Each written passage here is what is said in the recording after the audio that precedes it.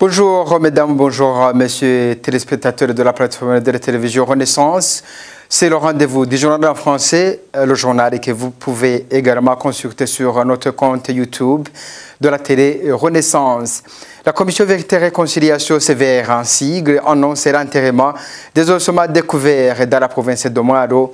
Clément Noah Nziza, vice-président de cette commission, fait savoir que cela rentre dans la mission de la commission de procéder à l'enterrement de ces ossements.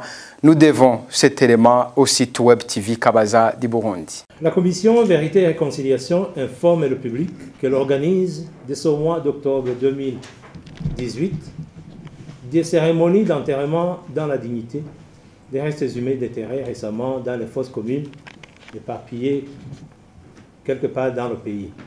La commission Vérité et Réconciliation, en collaboration avec la plateforme nationale de prévention des risques et de gestion des catastrophes, a organisé des travaux d'exhumation des restes humains ensevelis dans une fosse commune de la zone Makamba, de la commune Lusaka en province Mwaro. La fosse commune avait été découverte par des ouvriers qui étaient en train d'ériger les fondations d'une école de métier derrière l'ancien bâtiment qui servait de bureau communal à Makamba où était installé en boisement. D'autres travaux d'exhumation des restes humains ont été faits dans les mêmes conditions sur le site de fosse commune de Mabanda de la province Makamba, découverte lors des travaux de construction de la RN 13 Mabanda-Mugina. C'est la route nationale qui mène vers la frontière du Burundi avec la Tanzanie. Au cours de la phase de déposition, et lors des investigations menées par la Commission Vérité et Réconciliation, il est apparu qu'il existe encore d'autres endroits où des ossements humains ont été rassemblés et méritent un enterrement digne. La Commission Vérité et Réconciliation a fait le constat que depuis l'indépendance du Burundi jusqu'à la fin officielle de la belligérance en décembre 2008, les victimes de violences du passé se comptent dans toutes les ethnies. Le travail d'enterrement dans la dignité des restes humains vont commencer bientôt dans le site de Kamenge, dans la municipalité de Bujumbura, Mabanda dans la province de Makamba, ceux de Lusaka dans la province de Mwaro, de Bugarama dans la province de Moramvia, ainsi qu'à Kivyuka dans la province de Bubanza. Il va sans dire que la Sévère fera la même chose dans les autres localités où sont déjà rassemblés des ossements humains. La Commission Vérité et Réconciliation rappelle que les cérémonies d'enterrement dans la dignité de ces fils et filles du pays tués lors des événements douloureux qu'a connu le Burundi dans son passé récent seront organisées selon la culture burundaise et dans le but de la réconciliation nationale.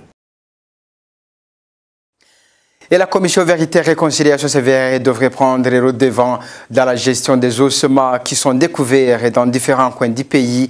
Après les ossements découverts cette semaine dans la province de Mwaro, l'ancien membre du Conseil des notables du Burundi, Zenoni Chayenzi, conseille que personne ne doit pas s'approprier ces ossements avant que la vérité ne soit mise au grand jour. Il s'adresse aux membres de la sévère de lutter contre les monuments des victimes qui n'ont que l'objectif de raviver la haine entre les Burundais. Suivez. Le responsable de la commission, Monseigneur Jaroui, a dit « Laissez-nous travailler, laissez-nous aller de l'avant. Nous sommes sur le terrain, nous sommes en train de travailler selon nos possibilités, nos moyens. Comment peut-on, après tant d'événements qui se sont produits à plusieurs reprises, à plusieurs endroits, à travers tout le pays, comment peut-on dire les ossements trouvés à tel endroit, ça, je suis sûr, c'est mon père qui a été enterré là, à plusieurs reprises. Et ces gens-là, cette logique, ils piétinent l'accord d'Arusha, ils piétinent le travail qui est déjà fait, ils piétinent l'avenir et la réconciliation au Burundi. Parce que ce qui les intéresse, c'est détruire le Burundi. Le détruire définitivement.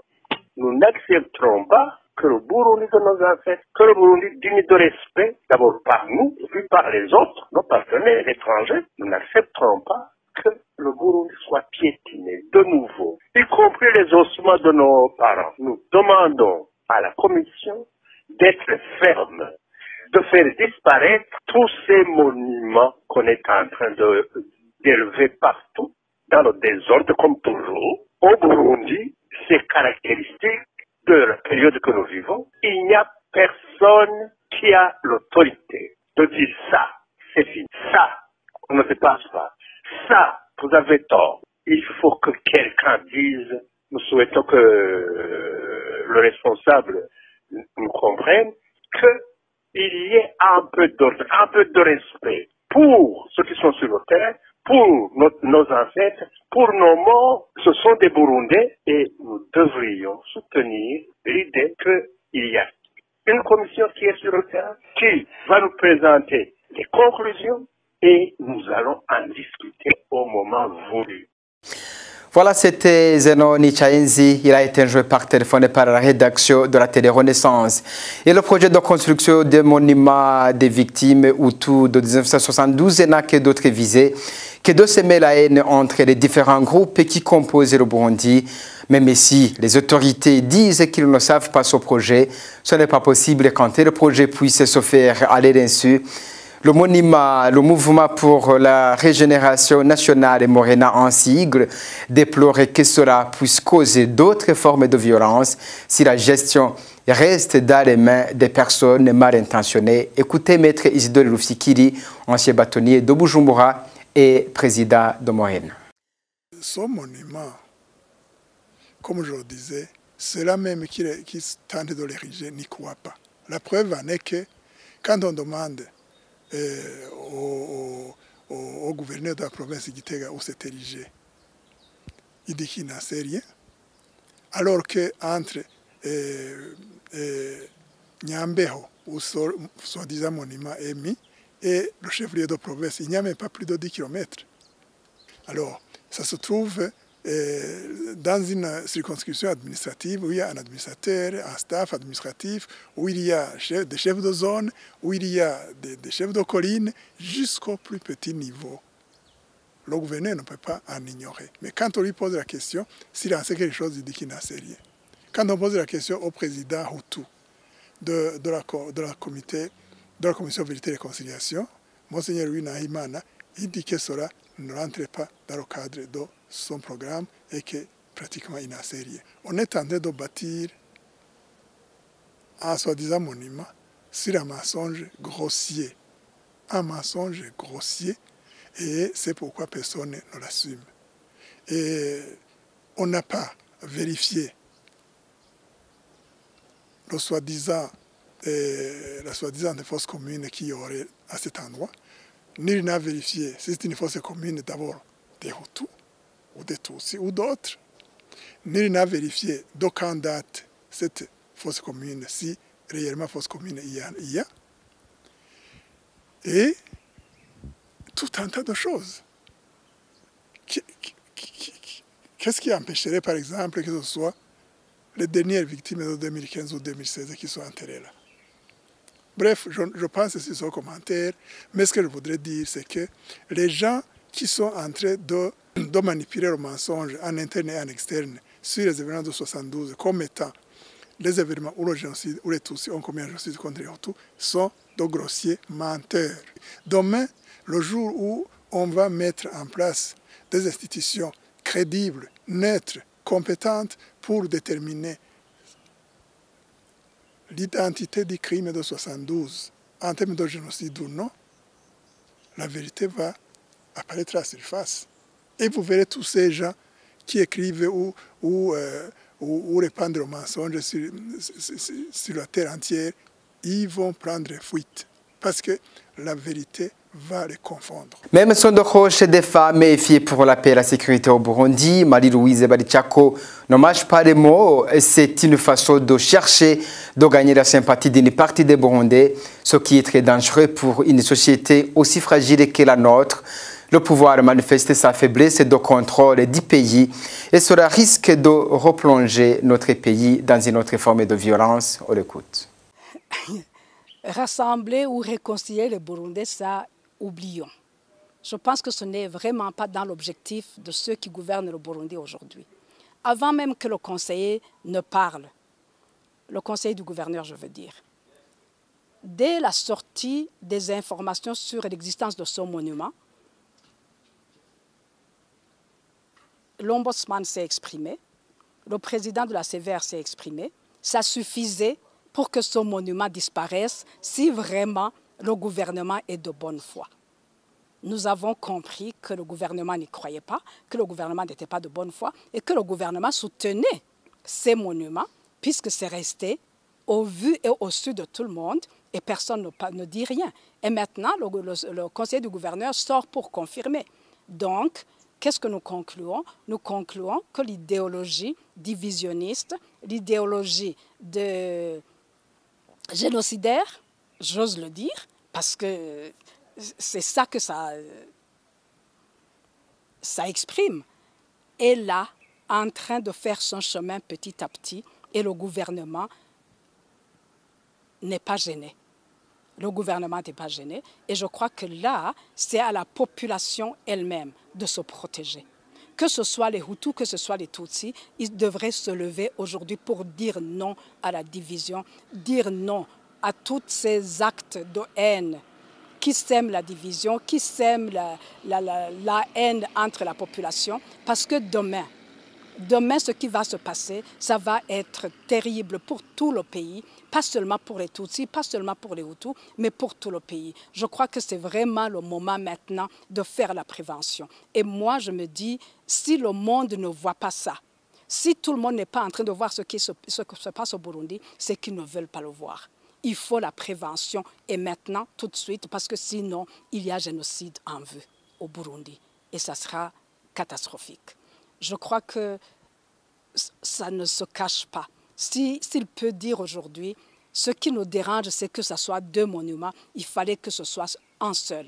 Et un seul monument, ça veut dire tout ce que nous avons construit depuis Arusha. Depuis la signature des accords d'Arusha, c'est remis à néant. Aujourd'hui, on retourne dans la division. On divise les Hutus à part, les Tutsis à part. Les Hutus ont tué les Tutsis. Ça ne peut pas aller. Ce n'est pas possible. Et je crois que de la part d'un gouvernement, c'est vraiment une honte, c'est un manquement grave que le monde devrait acter, que nous devrions tous acter, et la population burundaise devrait savoir que son avenir est en jeu. Son avenir est en danger. Et si on ne le voit pas, si on ne le sait pas, c'est qu'on ne veut pas le voir. Mais si... Le vice-président de la commission Vérité et Réconciliation s'est également exprimé par rapport au projet de monument. Il dit clairement que la commission n'a pas été consultée avant de faire quoi que ce soit à ce qui est de ce projet. Il a ajouté que la commission a la mission de réconcilier les Burundais et non pencher sur une partie des Burundais. On l'écoute. Concernant les monuments érigés ici et là, ils sont construits par certaines familles qui ont perdu le leur. Ici, sache que la commission Vérité et Réconciliation n'est pas venue pour revendiquer un droit de tout un chacun, mais elle est venue pour la réconciliation du peuple. C'est pour cela donc que nous avons fait une réaction sur ce. En plus, au niveau de la CVR, nous n'avons pas été informés sur ces constructions. Comme la loi le stipule, c'est elle qui va donner de la lumière sur toutes choses qui s'étaient passées. C'est un travail qui rassemblera tout le monde pour arriver à une convention. La CVR ne reconnaît pas celui qui a érigé ce monument. On l'a vu comme tout le monde. À la commission Vérité et Réconciliation, nous sommes beaucoup préoccupés par ce problème qu'on souhaite faire face dans les meilleurs délais.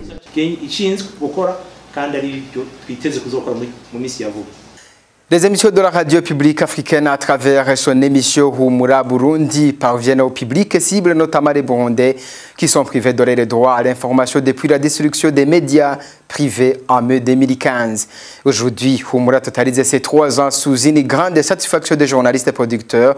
Ces journalistes marquent une évolution importante depuis qu'ils ont initié ce programme, étant en exil. Rodrigue Ndikumwami a visité la rédaction. Voici ce reportage. RPA, la voix des sans-voix, aujourd'hui en date du 5 octobre 2018, souffle ces 3 bougies travaillant en exil. L'idée de travailler ou de mettre étant en exil, au début, ce n'était pas une chose facile, notamment dans la collecte des informations ou d'avoir des sources, parce que les auditeurs et les sources ne voulaient pas parler sur les ondes de la RPA.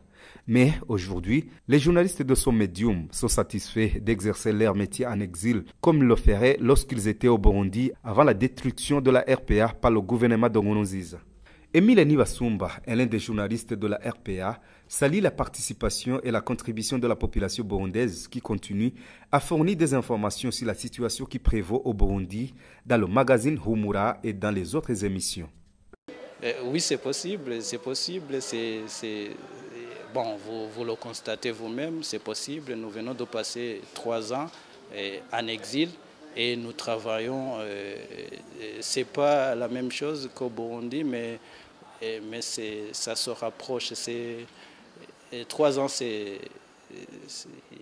bon, je peux dire que nous nous adaptons. Aujourd'hui, nous sommes en mesure de travailler convenablement et la population et les citoyens burundais continuent de fournir de l'information, continue de parler de ces problèmes et nous contribuons à la recherche des solutions. Et les journalistes qui continuent à produire des émissions à la RPA, voir les problèmes qu'ils rencontrent, notamment la participation des invités, l'émission Akohambere qui parle sur la culture et sur l'histoire du Burundi. Bonfils Nyongere nous parle pourquoi il a créé cette émission. Dans la préparation de l'émission Akohambere, d'abord je donne mes prédispositions par rapport à l'émission. L'émission était pour éduquer, orienter et informer surtout la jeunesse burundaise, surtout les enfants du Burundi qui ne sont pas au Burundi aujourd'hui. Même ceux qui sont au Burundi aujourd'hui, d'apprendre la culture, les mœurs et l'histoire du Burundi. Pourquoi? Parce qu'aujourd'hui, l'histoire du Burundi est en train d'être manipulée ou instrumentalisée par Pierre Nkurunziza qui veut enseigner l'histoire du Burundi à la population. Il fait des tournants dans le pays en disant l'histoire du Burundi de sa propre façon qui ne coïncide pas avec les écrits des historiens qui ont écrit sur le Burundi et sur les différents événements qui ont endeuillé le Burundi ou les événements heureux que le Burundi a connus. Lorsque je pense que dans la diffusion de l'émission, donc c'est dans d'une seule pierre mais plusieurs coups. Donc on fait l'éducation, l'information et l'orientation de l'opinion par rapport à la culture, aux mœurs et à l'histoire du Burundi et surtout l'histoire anthropologique. RPA, dans le magazine Humura Burundi, fête ses 3 ans aujourd'hui, étant que le magazine qui travaille en exil. Maintenant, les journalistes de la RPA sont satisfaits d'avoir une bonne communication avec la population qui sont restés au Burundi en continuant de fournir à cette radio des informations fiables, comme ils travaillaient au Burundi. Bienvenue au flash d'information du magazine Humura Burundi de ce vendredi 5 octobre 2018. Au micro, Nadège Lakodze. Au rôle de chez nous, le docteur gynécologue Denis Mukwege de la RDC et Nadia Mourad, une jeune femme irakienne, ont remporté le prix Nobel 2018. Le docteur Mukwege a fait l'université du Burundi dans la faculté de médecine. Il est médecin directeur de l'hôpital général de référence de Panzi qui offre des soins et un suivi psychologique aux victimes de violences sexuelles dans les provinces du Nord et Sud Kivu, où puis les groupes armés. En une douzaine d'années, le gynécologue Mukwege a opéré plus de 30 000 femmes violées et mutilées. Son médecin, considéré comme un héros, continue ce combat qui le conduit à cet honneur. Suivez cet extrait des cérémonies et de ses œuvres. The Norwegian Nobel Committee has decided to award the Nobel Peace Prize for 2018 to Denis Mukwege and Nadia Murad for their efforts to end the use of sexual violence as a weapon of war and armed conflict. La région où je vis, le corps des femmes est devenu un véritable champ de bataille et le viol est utilisé comme une arme de guerre. Les conséquences sont multiples et impactent sur l'ensemble de la société. La cellule familiale est désagrégée, le tissu social est détruit. Nous sommes donc face à une stratégie de guerre redoutablement efficace. Les femmes enceintes sont éventrés et les bébés mutilés. Comme tout être humain, je voudrais tant ne plus évoquer ces crimes odieux dont mes semblables sont victimes. Mais comment me taire quand plus de 15 ans, nous voyons ce que même un œil de chirurgien ne peut pas s'habituer de voir? Comment me taire quand nous savons que ces crimes contre l'humanité sont planifiés avec un mobile bassement économique? Comment me taire quand ces mêmes raisons économiques ont conduit à l'usage du viol comme une stratégie de guerre? Chaque femme violée, je l'identifie à ma femme. Chaque mère violée,